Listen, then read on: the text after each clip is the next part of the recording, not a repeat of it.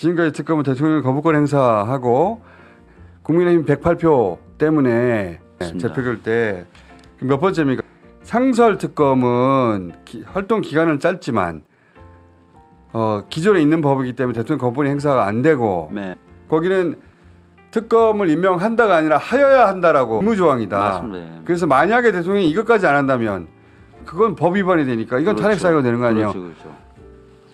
자, 민주당이 김건희 상설 특검을 추진합니다. 이 아이디어를 몇 달 전에 여기서 직접 말씀하셨던 여기서 처음 얘기했죠. 박주민 의원 모셨습니다. 머리가 이렇게 풍성해졌어요. 제가 박주민 의원 안지가 10몇 년이 됐는데 그 사이 가장 풍성해지셨네. 네, 머리를 심었어요.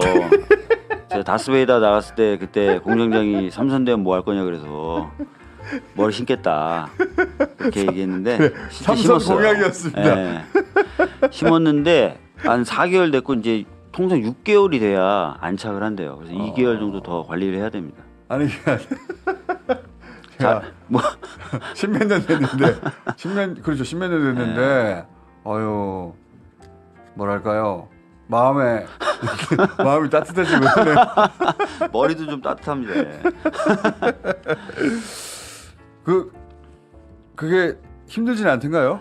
아니 되게 아파요. 되게 여기 뒷부분을 잘라가지고 제가 이거 뒷부분을... 하러 나온 게 아닌데 이 시간 건데. 아니 궁금해하시는 분들이 많아요. 진짜 여기 절개 방식은 진짜 아파요. 한참 동안 이게 똑바로 누울 수가 없어요. 아, 그 정도예요? 네. 웬만한 비절개 방식을 추천드립니다. 근데 왜 절개를 굳이 합니까? 절개 방식을 해야 이식할 수 있는 모공이라고 숫자가? 하는 숫자가 늘어난대요. 아, 더 많이 이식할 수 있다. 더 많이 심을 수 있대요. 제가 좀 더 많이 필요했거든요. 그 방법을 선택했어요. 주저없이 그거 선택했는데 수술 받고 나서 되게 후회했어요. 너무 아파가지고. 제 카메라 좀 빙빙 돌려서 비춰주세요. 전면도 하고 후면 없어요? 후면 카메라? 자, 후면 카메라 좀 잡아줘 보세요. 세상에 널리 알립시다. 그렇게 고생해가지고 했는데 후면도 싹 가려졌네. 잘 됐습니다. 네. 수술. 아팠다 한 달 정도는. 되게 아팠어요. 참고하시고요. 분들. 자, 상설 특검은 이 특검 거부권 행사 계속되는데 어떻게 할 거냐. 그때 박주민 의원이 나오셔가지고 이거 아이디어가 없는 건 아닌데 하면서 얘기를 처음 꺼냈어요 그때. 네. 처음에는 아이디어는 있다라고 얘기했고 네. 그다음에 공장장이 한 번 더 나오라 그래서 그때 처음으로 얘기했죠. 그렇죠. 이런 방법이 있다. 예. 그때는 이제 이 일반 특검을 해서 하는 게 제일 좋긴 하니까 수사 범위도 넓고 그리고 기간도 길고 인력도 맞습니다. 더 많이 투입할 수 있고 그래서 가능하면 그걸로 하는 게 좋은데 근데 끝내 안 될 경우가 있으니까 상설 특검도 병행 추진하는 방안을 그때는 결정한 게 아니라 그럴 수도 있다. 근데 이번에 이제 추진하기로 한 거예요, 그죠? 네. 사실은 그때 방송 나올 때 이미 이제 원내 지도부하고는 상의를 좀 하기 시작한 상태였어요. 이런 방법이 있다라고 얘기를 했고 장점과 단점에 대해서 설명을 했고 그래서 이제 자세하게 이제 그 보고용 페이퍼도 작성해서 드리고 이후에 이제 그것을 검토하고 추진하는데 시간이 한 2달 정도 걸린 거죠. 2달 걸렸다.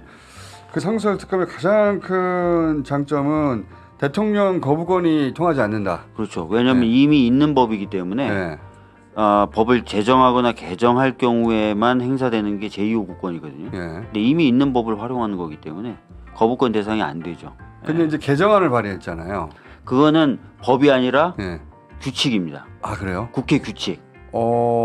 그럴 경우에는 그건 국회 규칙이니까 국회 내부에서 만들고 내부에서 끝나는 거예요. 그렇구나. 그 국회 규칙에 그때 상설특검 얘기하면서 장점은 대통령 거부권이 통하지 않는다. 이미 법이 만들어져 있으니까 그렇죠. 이 법 가지고 하면 된다. 근데 이제 그때 후보추천위원회 구성 자체가 과연 독립적인 후보를 추천할 수 있느냐가 문제가 되는데 그게 가장 큰 문제였죠. 그 내용은 규칙만 바꾸면 되기 때문에 그래서 이번에 규칙 개정안을 먼저 발의하고 상설특검 요구안을 어제 발의한 겁니다. 그러면 이것도 역시 거부권 행사의 대상이 안 되는 거예요? 그렇죠. 왜냐면 규칙이니까요. 이야. 국회 규칙은 국회에서 개정하고 국회에서 끝납니다, 그냥. 이야.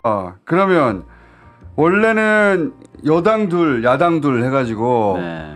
그 국민의 힘이 생각하는 특검이 될 수도 있었잖아요. 그러니까 왜냐하면 7명으로 후보 추천위원회를 구성하는데 예. 법무부 차관, 예. 대한변협 회장, 예. 그다음에 법원행정처 차장이 당연직으로 들어오고요. 그다음에 벌써 나머지 이 세 명이 이제 정부 사이드라고 봐야 되는데. 그렇죠. 나머지 4명 중에 예. 둘을 하게 된 거예요. 우리 국민이. 그러면 최대 5대 2도 될 수 있는 거죠. 그렇죠.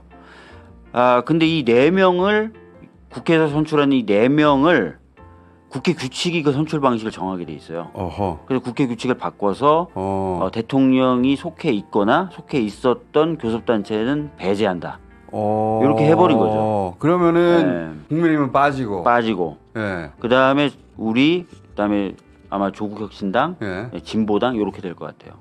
이렇게 해서 4명을 추천하면 못해도 그러면 4대 3.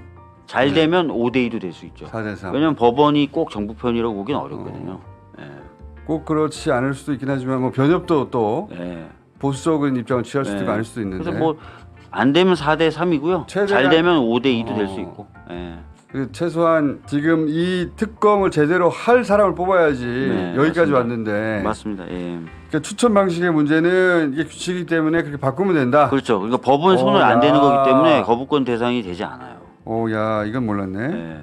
그래서 국회 운영위에서 국회 규칙 개정안을 통과시키고 본회의에서 통과시키고 그다음에 본회의에서 어제 제출한 수사 대상이 명시된 특검 요구안을 통과시키면 특검이 작동하게 되고 바뀐 규칙에 따라서 최악은 4대 3. 좀 더 좋으면 5대 2의 구조로 되어 있는 후보 추천위원회에서 후보를 추천하게 되죠. 그러면은 이 상설 특검이 한 활동 기간이 60일밖에 안 된다는 게 너무 짧았잖아요. 법을 고칠 수 없기 때문에 이 60일은 바꿀 수가 없는 겁니까? 현재 있는 법대로 가야 되기 때문에 그리고 수사 기간이나 이런 건 좀 짧죠. 이 상설 특검 처음 이야기 나왔을 때 국민의힘에서 반응 중에 하나가 뭐였냐면 방통위 위원 최민희 그 당시 후보 방통위원 후보를 7개월 8개월 동안 대통령이 임명 안 했잖아요. 네. 그래서 뭐 상설 특검도 대통령 임명 안 하면 돼 라는 식의 반응이 있었거든요. 그래서 그 다스베이다에 저를 또 불러가지고 어떻게 할 거냐라고 저한테 질문하셨는데 뭐 사실은 뭐 대통령 임명 안 하면 형사처벌하거나 하는 규정은 없어요. 근데 그때도 설명드렸지만 상설특검법에는 임명하여야 한다라고 돼 있기 때문에 의무지. 안 하면 법률 위반이 되는 거고. 그거 탄핵 사유 아닙니까? 거꾸로? 그래서 법률 위반인데 직접적인. 제가 탄핵을 하자는 건 아니고 탄핵 사유가 되냐 안 되느냐를 말씀드리는데 탄핵 사유는 법률 위반이 있거나 헌법 위반이 있으면 탄핵 사유가 돼요. 그렇죠. 이거는 명백한 법률 위반이. 명백한 법률 위반이 돼요. 그러니까 지금 정리하자면 지금까지 특검은 대통령 거부권 행사하고 그다음에 국민의힘 108표 때문에 넘어서지 못했는데 재표결 때 몇 번째입니까? 계속 반복되고 있는데 그런데 상설 특검은 활동 기간은 짧지만 기존에 있는 법이기 때문에 대통령 거부권 행사가 안 되고 그리고 거기는 특검을 임명한다가 아니라 하여야 한다라고